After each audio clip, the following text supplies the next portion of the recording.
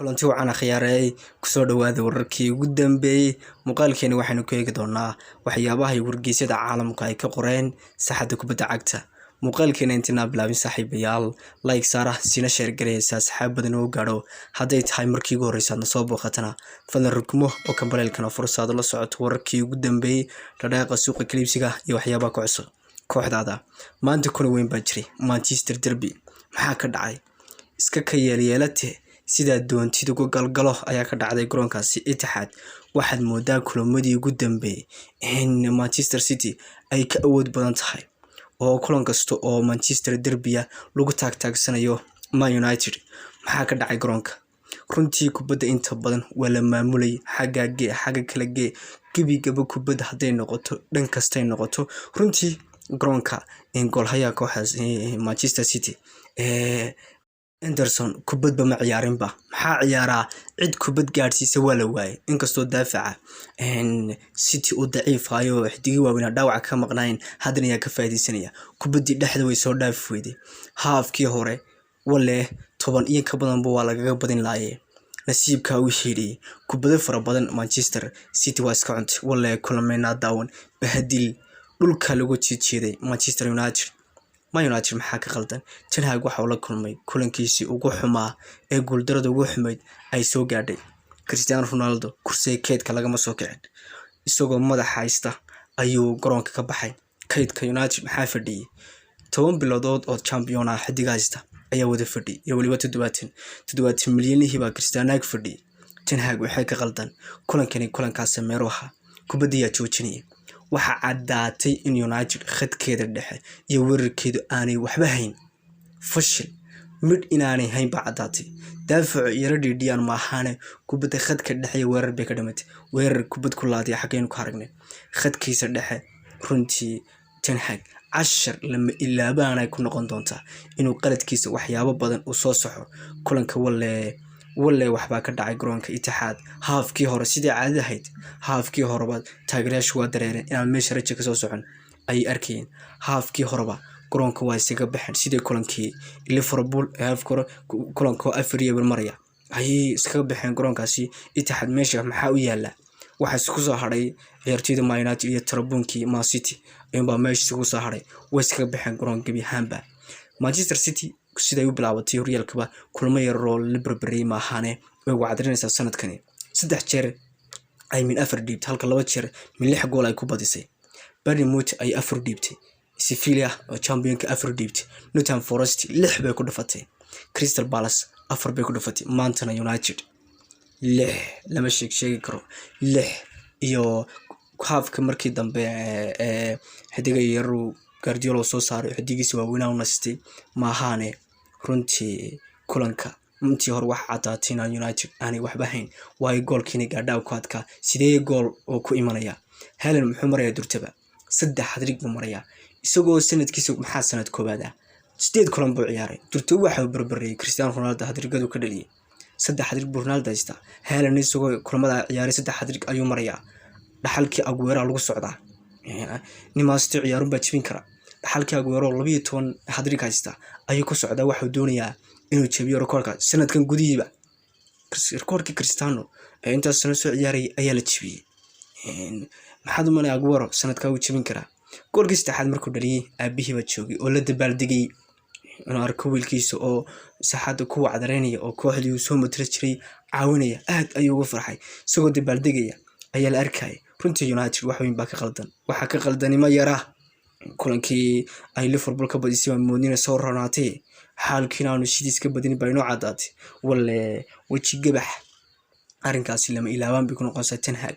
runtii taageerayaashan jabweyn baa soo wajahay maxaa id haysta taageerayaashan United haafka hore qaar baan u maleynayaa Soomaalida iyagu dhalada ay isaga hor dhaqaaqeen oo dhaxdeen waxay noo fiican oo meel kala tagnaa waayo waxa la arkaa inaanay wax weyn aanay meesha ka soo socon sida loo maamuliyay kubadda sida loo maamuliyay looga haystay haafka hore in Afriya loo gaarsiiyo runtii waa ceeb aad u weyn oo maanta soo wajahday. City waxay muujinaysaa wali inay hogaanka u dagaalamayso xilli kooxda tartami jirtay ay Arsenal u bedeshay Arsenal baa sanadkan la tartamaysa Liverpool iyada arinku ma jirto waxay noo muujinaysaa in sanad saddexaad ay qaadi karto ay waliba u qalanto sanadka see championka looga qaban doona sidee loo joojin doona Haaland yaa rag oo Haaland gool ka joojin kara. Ninkan haddaanu gool dhalin waaba dhimanayaaba, kulan walba gool waa dhalinayaa. Durtaba maxaa la marayaa durtaba 14 gool ayaa la marayaa. 3 kubadood baa durtaba laga qaatiyo min hadriga wale saxada Ingiriiska waa bahdiyay Haaland kooxa kaliya ma ahaane Ingiriiska wixii xidiga soo mariyay waxa uu muujinuu ka fiican yahay sanadkani inuu jabin doono rikoodho fara badan oo dabada ka geli doono waxa rikoodh yaala way cadday durtaba Cristiano ayuu la barbariyay. Florentino Perez ayaa sheegay inaanu sanadkani haba yaraatee wax shaki aanu ka qabin fursadda Ballon d'Or-ka Benzema.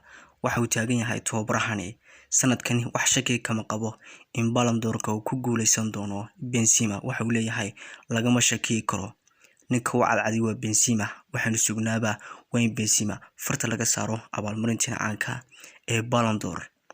tababarahani waxa uu qabaa in sanadkani uu Benzema uu yahay xidiga ku guuleysan doona abaalmarintani Ballon d'Or. Henderson iyo Arnold ayaa waxay ku qalqaalinayaan in kooxdooda Liverpool ay gacanta u soo galiyaan xidiga khadka dhexe kooxdaasi Borussia ee Bellingham ay isku Ingiriiska yihiin inuu kooxdooda Liverpool uu ka soo dugo.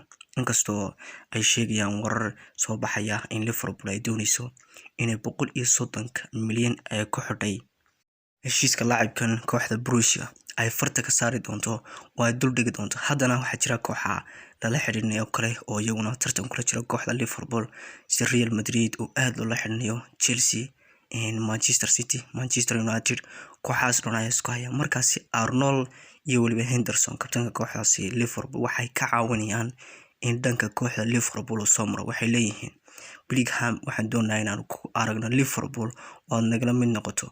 waxay leeyihiin waxaanu doonayaa inaad nagula soo biirto oo ku aragno garoonkaasi Anfield. Man City ayadana waxay isku diyaarinaysaa inay u kordhiso mushaarka xidigaasi Haaland kadib markii qaab ciyaareed aan caadi ahayn uu kasoo bandhigay kooxdaasi Man City oo muddo kooban la joogay kulamo kooban oo horyaalka Premier League oo ciyaaray.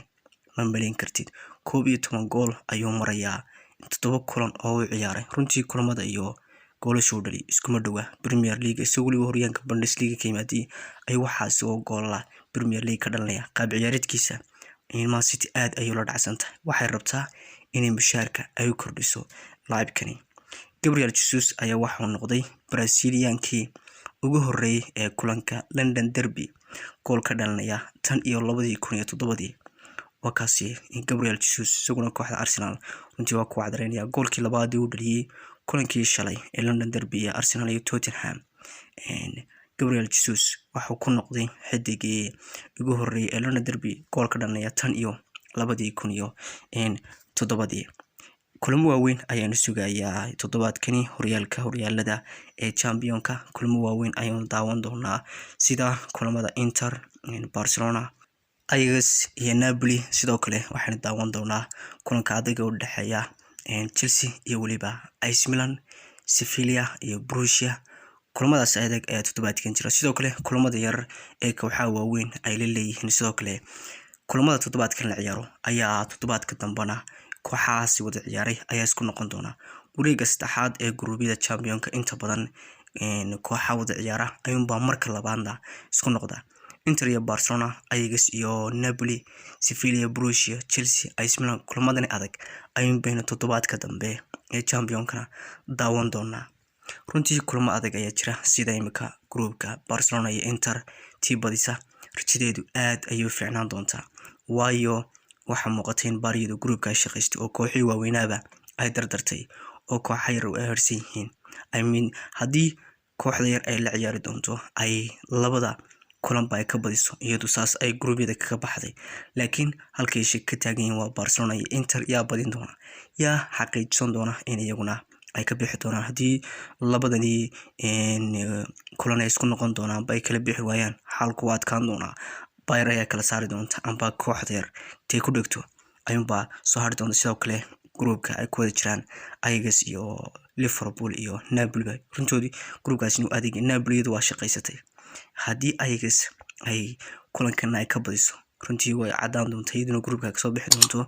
Liverpool kulankan haday barbara gasho iyaduna xaalkooda waa si adkaan doona. wararkeena ciyaar waa naga intaas saaxiibayaal. intaynu kulmi doono wararkeena kale. wassalaamu calaykum.